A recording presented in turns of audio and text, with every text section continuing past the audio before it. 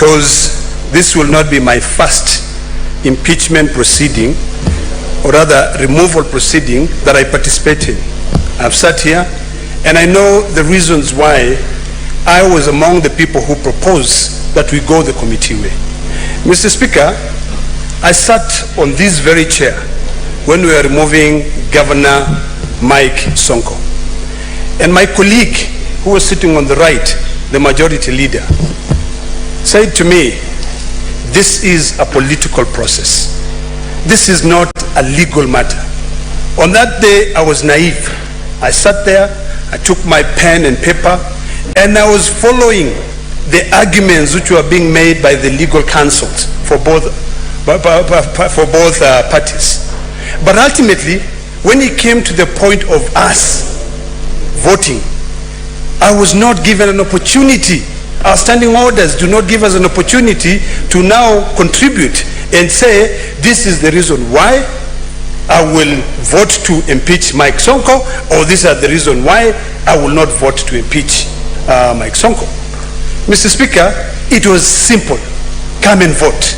Article 123 of the Constitution, and this is to inform my dear sister, the nominated senator, what's her name? Senator Gloria, that ultimately, when it comes down to voting, only head of delegations are the ones who will vote. Elected senators. That is by the Constitution, that is not by LEDAMA or Lekena. So it doesn't matter whether the matter is so emotive.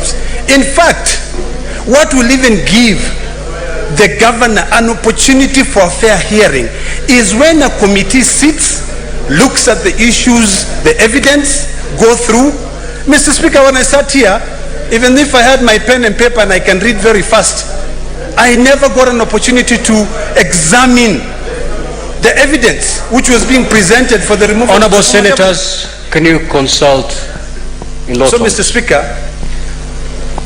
like I said, I know this is an emotive issue, but for the first time, let us be seen as having given justice an opportunity. I particularly say that I would never participate, although it is my duty, I would never participate in a plenary session to remove a governor. Because what we do, we sit here, you know, the two parties argue their matters, they bring matters of law. We are not a court of law, we are quasi-judicial process. In fact, it is purely political. It has got nothing to do with law. We know very well, when I listen to the charges you brought, that have been read out, Mr. Speaker. You know, I will read Article 207 of the Constitution. I will read Section 109 of the PFM Act. But seriously, sitting down here as a senator, will I get an opportunity now to say, give me the evidence? Let me go through the evidence, the receipt that the governor authorized the spending of money at source. Those are accusations. Mr. Speaker, I think it is important for our colleagues to remember that this Senate does not impeach a governor. The impeachment happens in the county assembly. The county assembly are the ones who impeach the governor. Our job here is very simple. As per Article 181 of the Constitution, is to go through the law that was set up by this Parliament, which is the County Governments Act, to go through the process of removal. In fact, it will come to a point whether we're looking at it. We're not going to be looking at it whether this is a man or a woman, or whether the members of the committee were former governors. I dare say that the two distinguished senators who are former governors are really well thought out, very intelligent leaders who can be able to guide this process.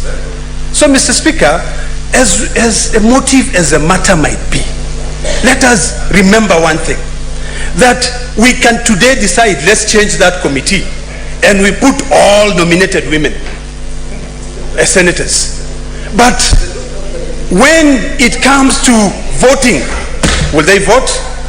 And the fact is, they will not vote. Mr. Speaker, we talked about the issue of men versus women. Those are very emotive issues. But when it comes to a process which is clearly defined by the Constitution, the only people who will vote are the leaders of the delegation. And by design, or rather by the way things are in this country, Unfortunately, most of the people who are elected as senators are men. It is a very sad situation, but is that something now that we have to go back to the voters and tell them that make sure that tomorrow when there's a woman who wants to become a senator, elect her. We are talking about this issue of two-thirds gender. But really, should it be a big argument when we are discussing issues of whether to allow 11 of our colleagues? You know, Mr. Speaker, the majority leader, when he sits here, is a very intelligent gentleman. He's not a member of that committee. He chose other members of his party who he thought that would be able to ensure that they give justice to this lady. The minority leader also chose members on this side without looking at the gender. The only thing that we emphasize on was that you are removing a governor. When you are removing a governor, you as an elected senator traverse the entire county to seek for vote. That governor traversed the entire county. If you come and remove that governor and ultimately you don't even have a vote to determine whether she goes home or not, what will it help? So, Mr. Speaker, I want to beseech my colleagues here that let us not trivialize this matter. Let us not bring the issue of two-thirds gender rule to determine how we are going to defend devolution. You know, it is quite sad, Mr. Speaker, that we are sitting in this house today on a special sitting, barely 3 months since the Honorable Governor took office. These are very emotive matters that require sober minds. It requires us to sit down in a committee, go through all the evidence, and then when you come here, because ultimately it will come back to plenary. Mr. Speaker, when it comes to plenary, I want to hear whoever is going to be elected as a chairperson of that committee convincing me whether I should vote to send that governor home or to retain her. My job is really not to impeach a governor. There is no senator here who can impeach a governor. A governor can only be impeached by the MCAs. Our job is just to go through. We actually will be working as if we are, what do you call it? Huh? You know, there's a word, they use it a lot in America. As a jury. So our job is like as a jury.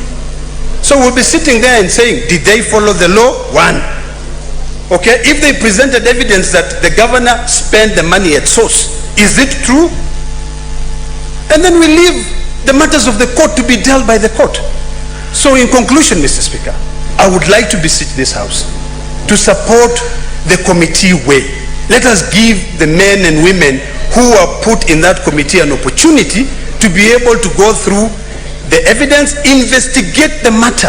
Let's listen to the content of the motion is to investigate and determine whether or not the assembly followed the law.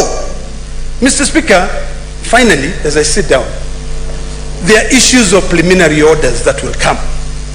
You know, POs or preliminary objections. This House sitting in plenary will not give that governor an opportunity for the lawyers to argue as to why we should not proceed with this matter. But when we sit in a committee and you are brought in a PO from a high court of Kenya, you will get an opportunity to go through it. We have a very able secretariat who will be able to tell us, okay, we have matters either sub judice, this matter will become sub judice, or we are barred by the court. So let's stop this political process. And by then the matter ends there. Mr. Speaker, we had a case of Taita Taveta. When it was brought before this House, we chose the committee way. When we chose the committee way, when they went, the first order of business was to seek whether there is a court order. When they saw that there was a court order, that matter rested there. So there's no one who will be prejudiced by us going through the committee. So, Mr. Speaker, I plead with my colleagues. Let us go through the committee way. We give these distinguished senators an opportunity to be able to investigate and save devolution. Mr. Speaker, I thank you. Senator